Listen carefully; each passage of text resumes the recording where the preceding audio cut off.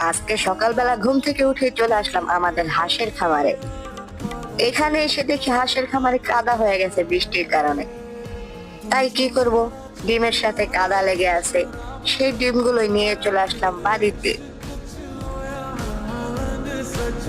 বাড়িতে আসার পর বাবা খাবার খাবে, খাবারের কিছুই ছিল না ভাত ছাড়া। তাই আমি আমি নিয়ে আসছিলাম যে ডিমগুলো, ওই ডিমগুলো দিয়ে বাবার জন্য কিভাবে খাবার তৈরি করি দেখো তোমরা। প্রথমে ডিমটা ভেজে নিলাম হালকা, তারপরে কিছু ভাত দিয়ে সুন্দর করে লাড়াচাড়া করে এখন রসুন পাতা দিয়ে দিলাম। এখন দেখো খাবার তৈরি, লবণ দেওয়ার পরে।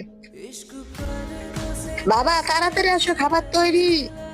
তাই নাকি রাফি? দেখি, তুমি খাইবে না রাফি? ভালো লাগলে লাইক সাবস্ক্রাইব। আজকে সকালবেলা ঘুম থেকে